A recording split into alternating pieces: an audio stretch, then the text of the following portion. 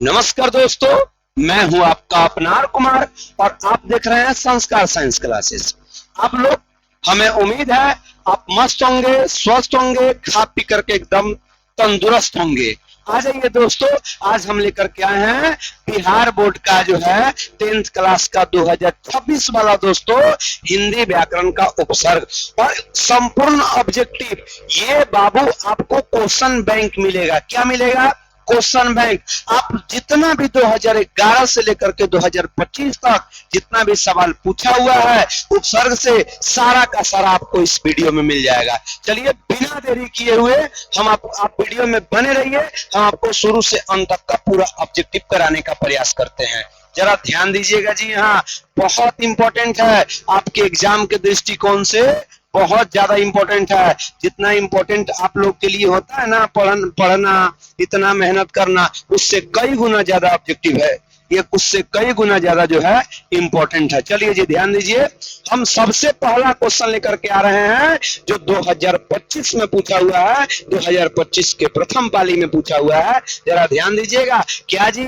तो उपसर्गों की संख्या कितनी होती है? जरा आप ही बताइए, उपसर्गों की संख्या कितनी होती है? संस्कृत हिंदी में कोई अंतर नहीं है जी इसमें। उपसर्ग में क्या 108 होती है? नहीं जी, 108 कहां से होगी? ये तो उपनिषद हो गया। बोलिए क्या 11 होती है? तो नहीं। क्या 22 होती है? अभी हम लोग चर्चा करेंगे इस पे। 4 नहीं। आपका राइट आंसर क्या हो जाएगा जी?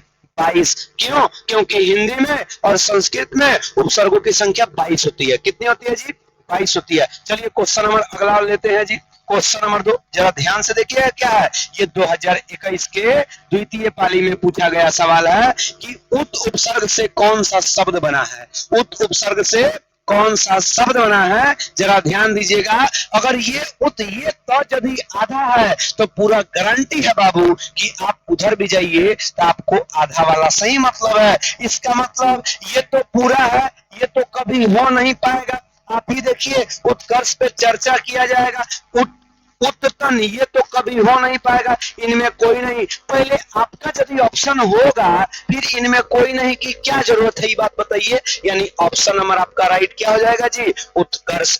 ये उपसर्ग से बना हुआ है। बहुत सारा आप कहिएगा सर जी उत्साह भी तो हो जाएगा। अरे बुआ जी आपका बहुत कुछ हो जाएगा, बट आपको इस ऑप्शन में क्या है, उस सबसे ऑप्शन में क्या बना है, बस आपको उससे मतलब होना चाहिए। जरा ध्यान दीजिए जी। क्वेश्चन नंबर 3 पर आते हैं। क्वेश्चन नंबर 3 कि औषधि में कौन सा उपसर्ग है? औषधि, आप देखिए ना जी, औषधि औ तो कभी नहीं होगा, धी तो अंत में जुड़ा है, ये प्रत्यय वाली बात हो गई। ओरिजिनल प्रत्यय भी नहीं है। लेकिन ये देखिए ख्याति, ये भी नहीं होगा। लेकिन औषधि में कौन सा उपसर्ग हो जाएगा जी? औ उपसर्ग हो जाएगा। आपको यहाँ पर देखने के बाद भी तो पता चलेगा ना जी। चलिए हम लोग आते हैं क्वेश्चन नंबर 4 की तरफ। क्या है कि दुर्गति में कौन सा उपसर्ग है? हाँ जी, दुर्गति में कौन सा उपसर्ग है? जरा ध्यान से देखिए। सबसे पहले मात्रा तो छोटी है दू में, इसलिए हमको छोटी मात्रा तो चाहिए ही। बाकी क्या है ना है उसको हटा दीजिए, लेकिन पहले छोटी मात्रा ये तो बड़ी है, सबसे पहले जाएगा ही। ठीक है, उसके बाद देखिए ये दूर ऐसे तो लिखा हुआ है, लेकिन देखिए र में हलंत नहीं है। आप जरा ध्यान से देखिए, ये ऊपर आधा र बन रहा है। क्या जी इधर कभी पूरा र होगा? नहीं। तो ये भी आप ऑप्शन गवा दिए, दोनों गवा दिए। तो ए एवं बी वाला दोनों में ये ए एवं बी कहां से आएगा? आप ही बताइए ना जी। इसका मतलब इनमें से कोई नहीं। आपका राइट ऑप्शन क्या हो जाएगा जी? राइट ऑप्शन डी हो जाएगा। चलिए जी आते हैं बिना देरी किए हुए क्वेश्चन नंबर 5 की तरफ। जैसे उपसर्ग में कौन सा उपसर्ग? लीजिए अब आपसे यही पूछ दिया जी, यही पूछ दिया। उपसर्ग में उपसर्ग छिपा है, उपसर्ग में ही उपसर्ग छिपा है। आपसे यही पूछ दिया कि बताइए उपसर्ग में कौन सा उपसर्ग है। आप देखिए उप, एकदम ये पहला वाला, इस पे तो नहीं विचार करते हैं। प तो होगा नहीं जी, अकेला उप आधा प। क्या ये आधा प से बना है? नहीं। तो आपका सी भी नहीं होगा, सर्ग तो कभी नहीं होगा। इसलिए आपका राइट ऑप्शन क्या हो जाएगा? बोलिए उप। क्यों? क्योंकि उपसर्ग से ये शब्द बना हुआ है। चलिए जी जरा ध्यान दीजिए, हम आते हैं क्वेश्चन नंबर 6 की तरफ। उपसर्ग किसी शब्द में कहां जुड़ता है? क्या जी अंत में जुड़ता है? नहीं, कभी नहीं। बीच में जुड़ता है? नहीं। पहले। हाँ जी, उपसर्ग किसी शब्द में कहाँ जुड़ता है? पहले जुड़ता है। जरा ध्यान दीजिएगा जी यहाँ। चलिए क्वेश्चन नंबर कितना में आ जाए? क्वेश्चन नंबर 7 की तरफ। संसार में कौन सा उपसर्ग है? आप ही बताइए। संसार में ये तो कभी होगा नहीं, सन उपसर्ग नहीं होता है। आपका राइट ऑप्शन क्या हो जाएगा? सम होगा। रस को तो छांट ही दीजिए। चलिए जी आ जाइए क्वेश्चन नंबर 8 की तरफ। विकार में कौन सा उपसर्ग है? विकार, विकार, विकार। देखिए कार तो कभी नहीं होगा, अंत की बातें है जहां प्रत्यय जुड़ता है, लेकिन ये भी नहीं। ये आप ऑप्शन गवा दिए। भी तो होगा ही नहीं, इनमें कोई नहीं। पहले देखते हैं होगा उसके बाद ना जी। तो आपका राइट ऑप्शन क्या हो जाएगा? बी हो जाएगा। क्या हो जाएगा? बी हो जाएगा।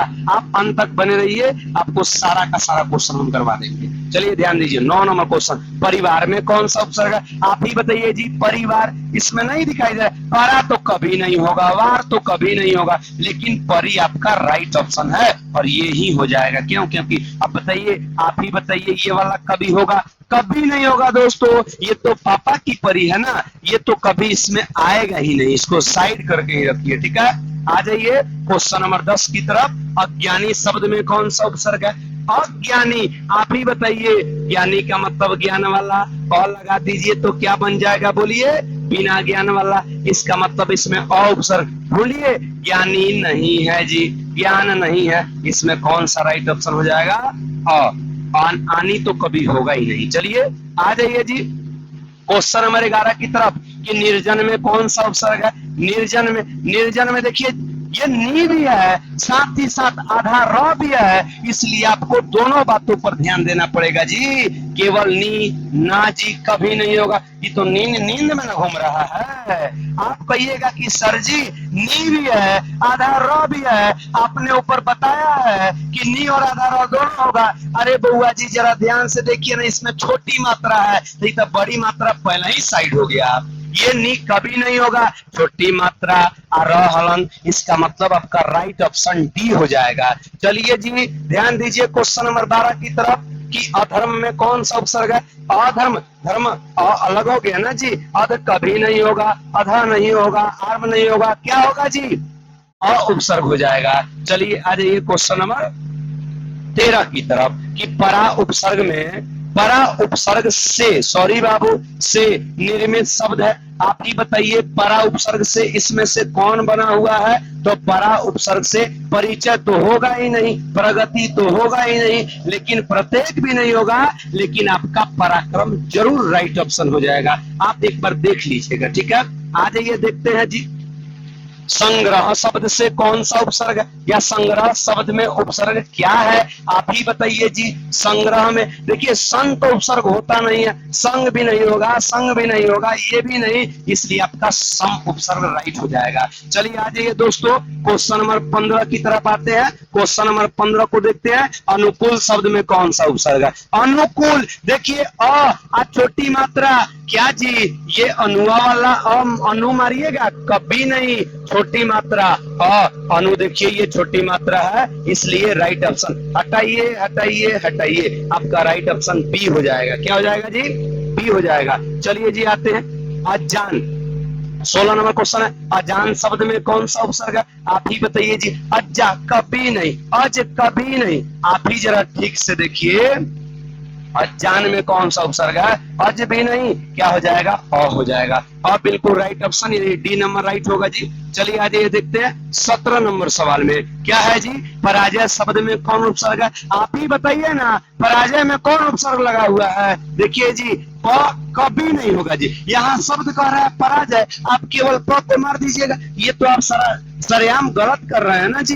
ये जय भी आपका गलत हो जाएगा, पराज तो बिल्कुल ही गलत है, इसलिए आपका राइट ऑप्शन क्या हो जाएगा? बी हो जाएगा। चलिए आप बताइए, हम आपसे ये जानना चाहते हैं क्या 17 में से आपका कितना जवाब सही है? कमेंट जरूर कीजिएगा, ठीक है। आपका कितना जवाब सही है? देखिए 18 नंबर क्वेश्चन, निस्तेज में कौन सा उपसर्ग है? निस्तेज आते हैं दोस्तों, निस्तेज देखिए नी नो कभी नहीं होगा, नी पूरा स नहीं होगा। क्यों? क्योंकि यहाँ आधा स है। तो जरा ठीक से देखिए ना जी, निस्तेज में नी आधा स, एकदम राइट ऑप्शन हो जाएगा। नी तो कभी नहीं होगा, राइट ऑप्शन सी हो जाएगा 18 का। चलिए जी आ जाइए क्वेश्चन नंबर 19 के ऊपर। नी उपसर्ग के योग से बना शब्द है। नी उपसर्ग के योग से कौन सा शब्द बना है, जरा ध्यान दीजिएगा जी। नियम ना जी, कहां से बारे को नियम लगा रहा है, नीति भी नहीं होगा, नीति भी नहीं होगा, यहाँ पूछा है नी उपसर्ग से, इसलिए आपका निःशुल्क राइट ऑप्शन हो जाएगा ऑप्शन नंबर डी। क्या हो जाएगा जी, ऑप्शन नंबर डी हो जाएगा। चलिए जरा ध्यान दीजिए, आपके आज क्लास का सबसे लास्ट सवाल है और ये क्वेश्चन नंबर 20 है दोस्तों। क्या है कि वियोग शब्द में कौन सा उपसर्ग है, वियोग में आप ही बताइए। ये योग अलग हो गया, बी अलग हो गया और योग अलग हो गया, बी अलग योग अलग। हम आपसे ये जानना चाहते हैं इसका ए होगा, वी होगा, ई होगा, योग होगा, कौन सा राइट ऑप्शन होगा। आप जरा 20 नंबर का आंसर जरूर कमेंट कीजिएगा। हम अपने कमेंट आपके जो है कमेंट का इंतजार करेंगे। आपका ये क्वेश्चन बैंक द एंड हुआ दोस्तों। मिलते हैं अगले वीडियो में, तब तक आप लोग चैनल को यदि सब्सक्राइब नहीं किए हैं, वीडियो अच्छा लगा होगा, चैनल को जरूर सब्सक्राइब कीजिएगा, शेयर करना नहीं भूलिएगा। जय हिंद दोस्तों।